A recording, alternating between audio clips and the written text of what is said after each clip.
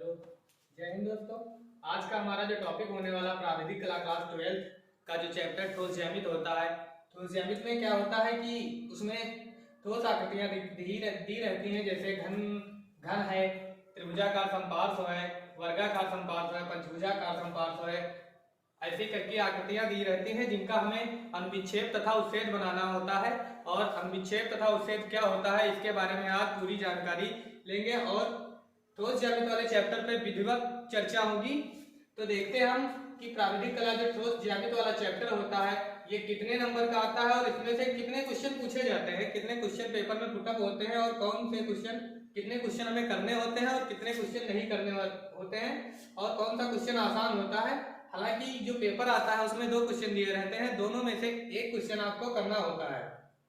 ठीक है, उसमें कोई भी क्वेश्चन दिया रहता है, जैसे एक घन दिया हुआ है, 2 सेंटीमीटर का एक घन बनाना है। ठीक है, उसका अनुविच्छेद तथा उच्छेद आपको बनाना है। उसकी स्थितियां दी रहती है, स्थिति आ करके या बा करके दी रहती है क्वेश्चन में। जब आप क्वेश्चन को मैं जब सॉल्व करवाऊंगा तो आपको पता चल जाएगा कि उसमें क्वेश्चन जो होते हैं वो कैसे पुटअप होते हैं और हमें जो क्वेश्चन सॉल्व करने हैं वो कैसे सॉल्व करने हैं। बहुत ही आसान तरीके से बताया जाएगा। आज तक ऐसी ठोस ज्यामिति आप लोगों ने शायद ना पढ़ी हो, हालांकि बहुत लोग पढ़ाते हैं लेकिन हम कुछ अलग ही तरीके से पढ़ाएंगे। तो इसमें देखते हैं कि प्राविधिक कला क्लास 12 जो चैप्टर है हमारा ठोस ज्यामिति ऑर्थोग्राफिक प्रोजेक्शन। तो सबसे पहले हम इसमें क्या देखते हैं कि जो पेपर, जो कागज होता है,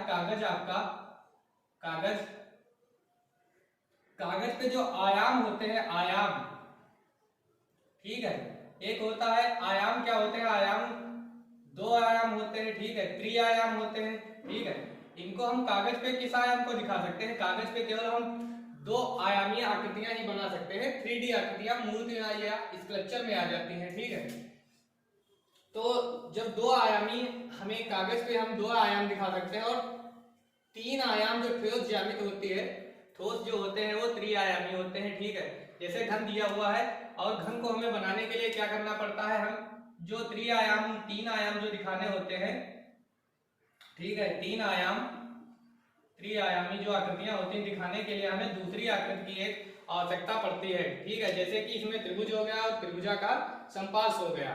ठीक है, ये ठोस ज्यामिति का जो चैप्टर है इसमें हमें दूसरी आकृति की भी आवश्यकता पड़ती है। पेपर पे हम सिर्फ 2 आयाम दिखा सकते हैं और तीसरा आयाम दिखाने के लिए जैसा कि हमने बताया कि दूसरी आकृति की भी आवश्यकता पड़ती है। जैसे इसमें वर्गाकार समपार्श्व, इसमें एक ये हो गया और इसमें एक ये हो गया, ये हो गया और ये हो गया। इसमें जो घन होता है, सबसे पहले हम बात करेंगे कि घन जो होता है ये त्रिआयामी आकृति है। ठीक है, घन में, और घन में जो कितने फलक होते हैं, इसमें फलक, अगर हम फलक की बात कर ले घन में तो कितने होते हैं फलक, 6 फलक होते हैं। कौन कौन से, एक हो गया, ये दूसरा और ये तीसरा और ये चौथा। ठीक है, और उसके पीछे एक और हो जाएगा इधर वाला, ये 5वां और ये इधर, ऐसे मान लेते हैं कि इसके नीचे इधर सामने आ जाएगा, वो 6 नंबर हो जाएगा। ठीक है, इसमें कितने फलक होते हैं, 6 फलक होते हैं। और कितने आयताकार फलक होते हैं, तो 6 आयताकार फलक होते हैं। ठीक है, और घन का जब हमें अनुविच्छेद तथा उच्छेद बनाना होता है तो कैसे बनाते हैं कि अनुविच्छेद तथा उच्छेद बनाने के लिए हमें क्या करना होता है। अगर हमें ठोस ज्यामिति का कोई भी क्वेश्चन सॉल्व करना है तो उसमें दिया रहता है कि कोई भी आकृति दी रहती है और उसका हमें क्या बनाना होता है, अनुविच्छेद तथा उच्छेद बनाना होता है। अनुविच्छेद तथा उच्छेद बनाने के लिए हम क्या करते हैं, जैसे दिया रहेगा कि एक घन का अनुविच्छेद तथा उच्छेद बनाइए जो क्षैतिज पर पड़ा है। ठीक है, और ऊर्ध्वाधर समतल से, जैसे मान लेते हैं कि कह रहा है कि उसकी जो एक ओर है या उसका एक फलक जो है वो 30 अंश का कोण बना रहा है। तो ऐसे करके क्वेश्चन पेपर में दिए रहते हैं, उन्हें हमें सॉल्व करना होता है, तो उसकी आकृति हमें बनानी होती है। ठीक है, तो सबसे पहले हम देखते हैं कि ये हमारे पास एक घन बना हुआ है। ठोस ज्यामिति का सवाल है, ये घन बना रहता है और एक ठोस ज्यामिति में आते हैं कि त्रिभुजाकार समपार्श्व का अनुविच्छेद तथा उच्छेद बनाना होता है और वर्गाकार समपार्श्व होते हैं। ठीक है, और पंचभुजाकार समपार्श्व होते हैं। ऐसे करके क्वेश्चन पुटअप रहते हैं। ठीक है,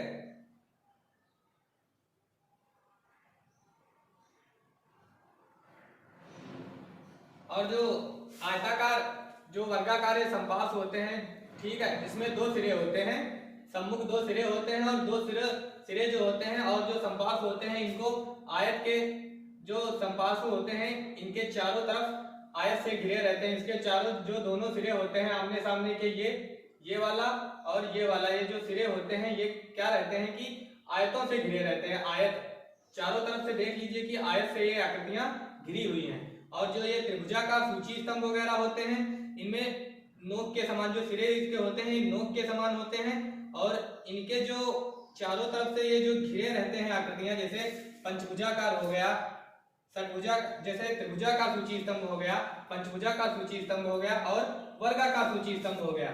जो ये वर्गाकार सूची स्तंभ हो गया, ठीक है, इसके जो सिरे रहते हैं ये त्रिभुज, हमेशा ध्यान रखना कि जो सूची स्तंभ होगा, सूची स्तंभ से जो सूची स्तंभ बनेंगे वो कोई ना कोई आकृति के थ्रू बनेंगे। जैसे कि वर्ग के थ्रू बन गए सूची स्तंभ, तो इसमें इसे हम वर्गाकार सूची स्तंभ कह देते हैं। त्रिभुज के समान अगर त्रिभुज के आधार पर बन गया सूची स्तंभ तो त्रिभुजाकार सूची स्तंभ हो गया, और पंचभुज के आधार पर बनाया गया तो पंचभुजाकार सूची स्तंभ हो गया। और जो ये सूची स्तंभ होते हैं, जैसे कि इसमें जो घन होते हैं या संपार्श्व होते हैं, जैसे त्रिभुजाकार संपार्श्व है तो ये इसके चारों तरफ ये जो घिरा रहेगा, ये चारों तरफ से जो होंगे तो इसके क्या होंगे, ये जो फलक होंगे ये कैसे होंगे, ये जो फलक होंगे इसके कैसे होंगे, आयताकार फलक होंगे। ठीक है, कैसे फलक होंगे, ये आयताकार होंगे। देख लीजिए सारे फलक जो इसके होंगे, सभी फलक इसके आयताकार फलक हो जाते हैं। ठीक है, और जो सूची स्तंभ होता है, सूची स्तंभ में हम देख लेते हैं कि सूची स्तंभ जो होता है उसका जो सिरा होता है ये इसके नोक के समान एक सिरा होता है। और यदि त्रिभुज होगा तो त्रिभुजाकार सूची स्तंभ बनेगा, पंचभुज होगा तो पंचभुजाकार सूची स्तंभ बनेगा, और वर्ग होगा तो वर्गाकार सूची स्तंभ कहलाता है। ठीक है, इतना हमें आसानी से समझ में आ गया। अब देखते हैं कि अनुविच्छेद तथा उच्छेद क्या होता है। अनुविच्छेद तथा उच्छेद हमें बनाने के लिए क्या करना पड़ता है, सबसे पहले हम एक रेखा खींचते हैं, जो ऐसे एक रेखा मान लेते हैं 11। अब इस पे हमें क्या करना होता है कि किसी भी आकृति का हमें अगर बनाना है क्या, अनुविच्छेद तथा उच्छेद बनाना है, तो ऊपर का जो ये होता है, ये ऊपर जो बनता है ये उच्छेद बनता है, और जो नीचे जो आकृति ये बनती है ये क्या बनती है, अनुविच्छेद। अनुविच्छेद, ऊपर जो आकृति बनती है वो क्या बनती है, अनुविच्छेद बनती है। किसी भी आकृति का, जैसे हमें ये देख लेते हैं कि घन बना हुआ है, घन को और अनुविच्छेद तथा उच्छेद बनाने के लिए दो स्थितियों से हम इसको चित्र को देखते हैं। जैसे कि ऊपर से देखने पे हमें क्या प्राप्त होगा, अनुविच्छेद प्राप्त होगा, और सामने से देखने पे हमें क्या प्राप्त होगा, उच्छेद प्राप्त होगा। जैसे ये घन है, ये घन हमारा बना हुआ है, इसका हमें अनुविच्छेद तथा उच्छेद ज्ञात करना है।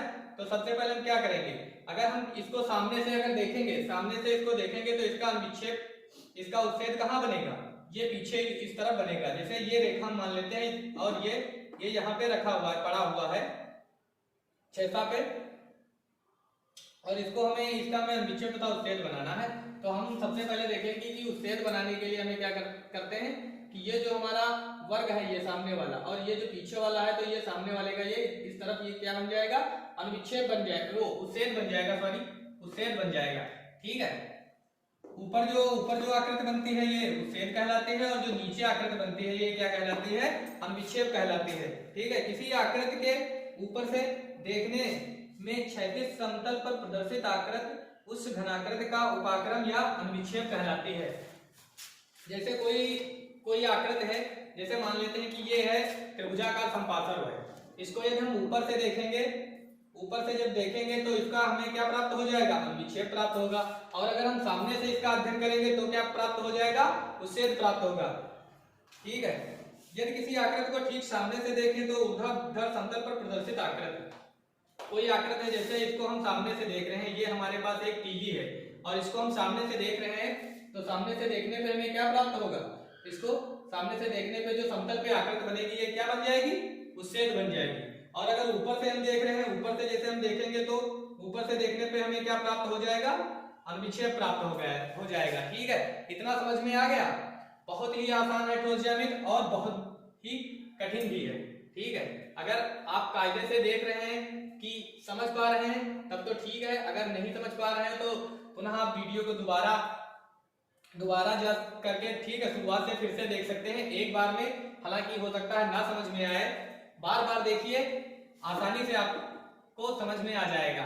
ठीक है, फिर से बता दे रहे हैं कि अगर हम किसी आकृति को ऊपर से देखते हैं तो उसका अनुच्छेद बनता है, और अगर सामने से इसको हम फ्रंट व्यू से देखेंगे तो क्या बनता है, उच्छेद बनता है। और चित्र में इसको हम बनाने के लिए, अनुच्छेद तथा उच्छेद बनाने के लिए हमें ये 11 रेखा खींचनी पड़ती है, और दूसरी उसी के समांतर नीचे हम ऐसे एक और रेखा खींच लेते हैं, तब हम इसको चित्र के माध्यम से प्रदर्शित करते हैं क्या, अनुच्छेद तथा उच्छेद कागज पे। ठीक है, वरना जैसे हमारे पास एक घन होता है या कुछ भी, जैसे हमारे पास एक बुक है, ये बुक है, इसको हम ऊपर से देखेंगे, ऐसे रखी हुई है ये, ठीक है, ऐसे रखी हुई है, इसको हम ऊपर से देखेंगे तो क्या बनेगा, नीचे इसका क्या बन जाएगा, अनुच्छेद आ जाएगा। जैसे ऐसे ऊपर से हम देख रहे हैं इसको, ये हमारे पास बुक रखी हुई है और ऊपर से हमें इसको देखना है, तो इसका नीचे ये क्या बनेगा, इसी के आधार पे ये वाला जो पृष्ठ है नीचे का, ये नीचे जाकर के क्या बन जाएगा, अनुच्छेद बन जाएगा। और इसी को यदि हम सामने से ऐसे देखते हैं, ऐसे इसी को हम सामने से देखते हैं, तो इसका जो ये वाला भाग है, ये ऊपर वाला, ये ऐसे, ये क्या बन जाएगा, उच्छेद बन जाएगा ऊपर से।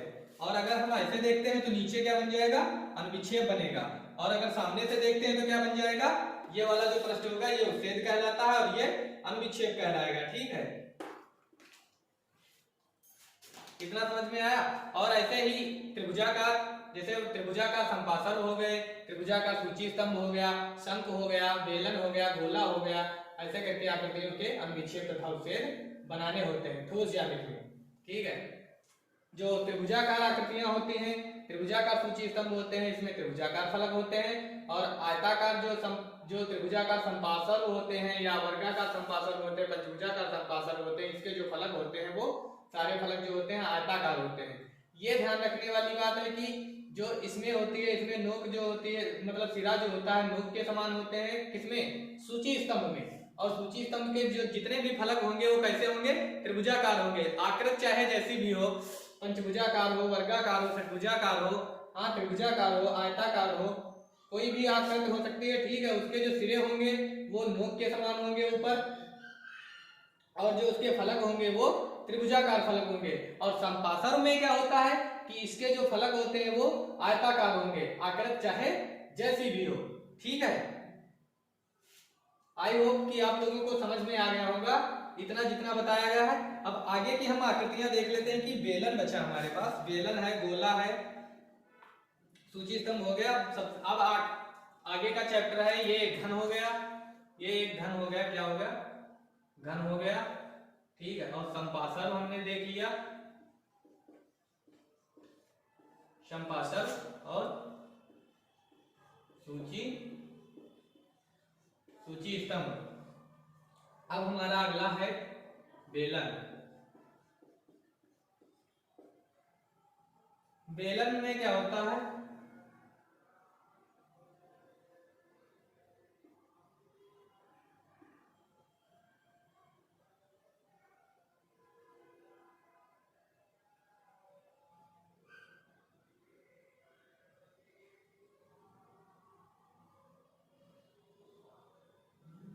ऐसे, ये हमारा क्या बन गया, बेलन।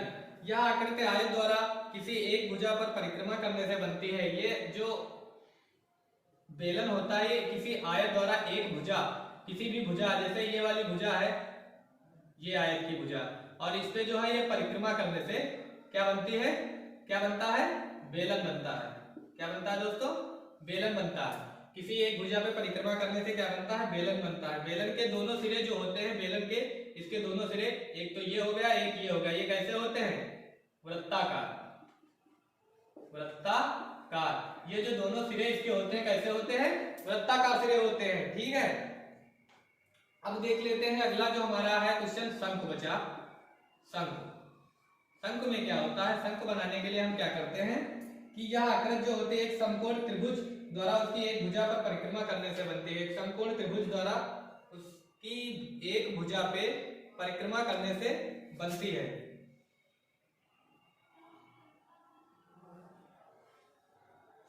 ये जैसे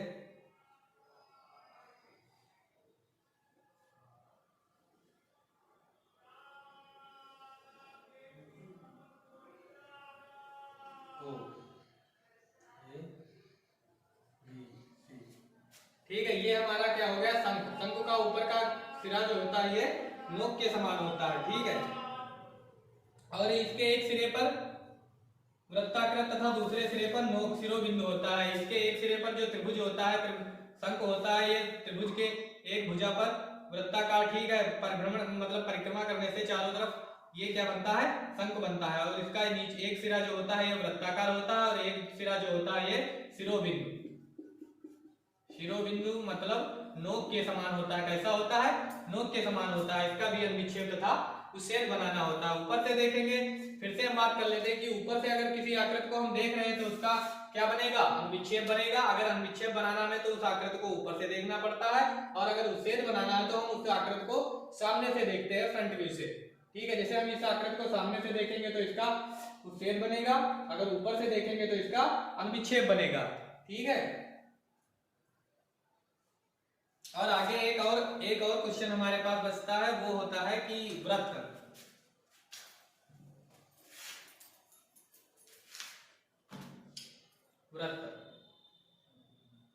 वृत्त नहीं, गोला। गोला, ठीक है, गोला। गोले में क्या होता है, ये ठोस आकृति होती है, जैसे गोला है, वृत्ताकार होता है।